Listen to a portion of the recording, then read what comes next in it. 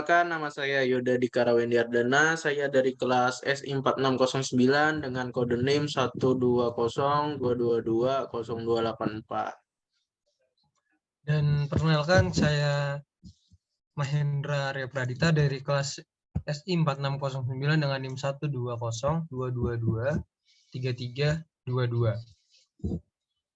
Di sini kita akan mempresentasikan hasil tugas besar kita dari mapel kepemimpinan dan komunikasi interpersonal dengan judul Ecotrash yang berhubungan dengan Social Project InnoVillage tahun 2023.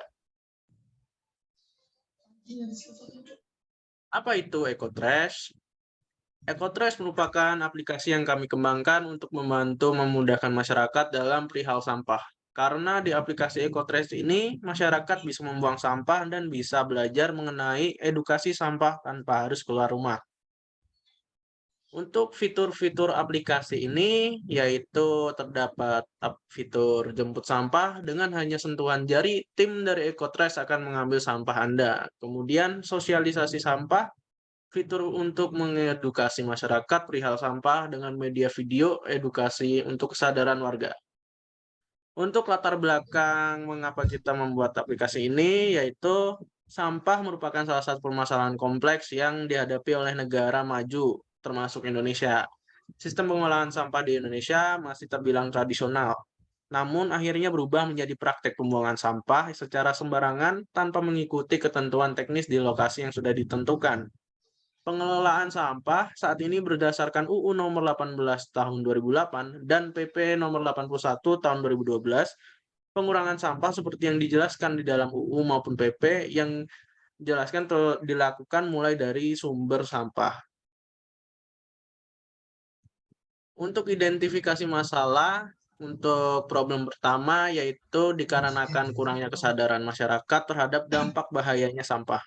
Kemudian problem kedua dikarenakannya kurang edukasi masyarakat terhadap sampah. Lalu problem ketiga dikarenakannya kurang fasilitas tempat pembuangan sampah sementara di sekitaran.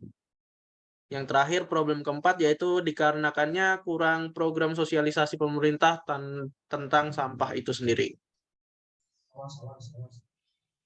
Lalu gambaran umum sosial project kita yaitu yang pertama, project ini memudahkan masyarakat untuk membuang sampah tanpa harus bingung masyarakat keluar rumah. Melalui aplikasi yang terdapat fitur jemput sampah itu tadi mendukung proses membuang sampah tanpa harus keluar rumah.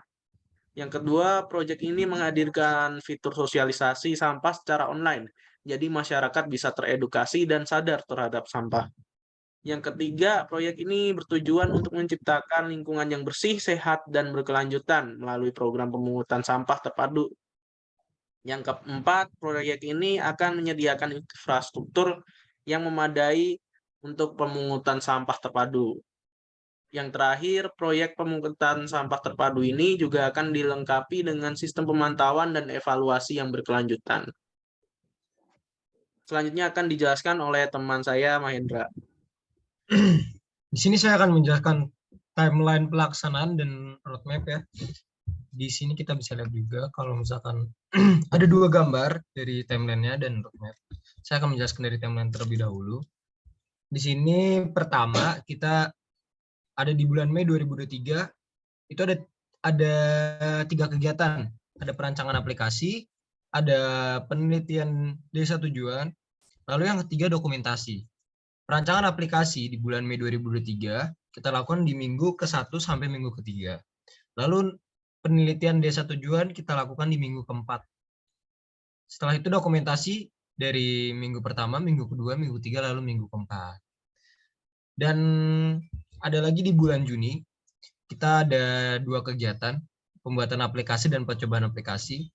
Minggu pertama sampai minggu ketiga, itu pembuatan aplikasi, lalu yang terakhir minggu ke-4, itu percobaan aplikasi. Dan yang terakhir ada di bulan Juni 2023, ada satu kegiatan yaitu launching aplikasi kita di minggu pertama bulan Juli 2003. Lalu di roadmap ada perancangan aplikasi, pembuatan aplikasi, launching aplikasi. Nah, saya akan jelasin satu-satu ya. Jadi perancangan aplikasi ini nih, kita merancang sedemikian rupa terhadap aplikasi yang ingin kami buat gitu. Lalu pembuatan aplikasi ini membuat aplikasi sesuai apa yang sudah dirancang. Yang terakhir, untuk meluncurkan aplikasi yang kita buat, launching aplikasi.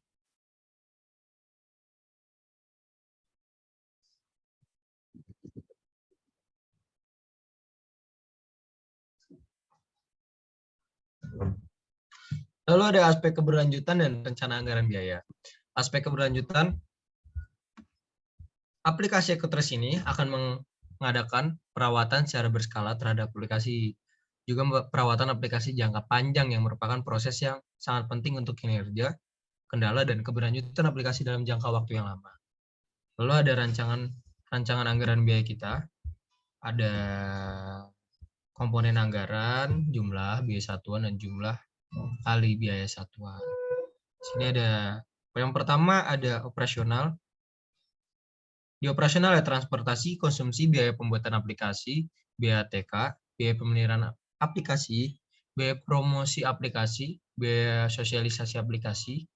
Total komponen biaya operasional sudah tertera di sini 18.400.000. Lalu ada juga biaya lain-lain, itu kita masukin biaya tidak terduga kita.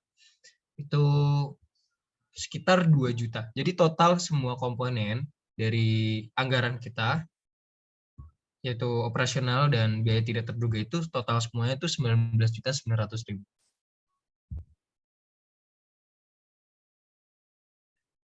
Oke, mungkin itu saja ya dari kelompok kami dengan menjelaskan presentasi kami ini. Mohon maaf bila ada salah-salah kata. Wassalamualaikum warahmatullahi wabarakatuh.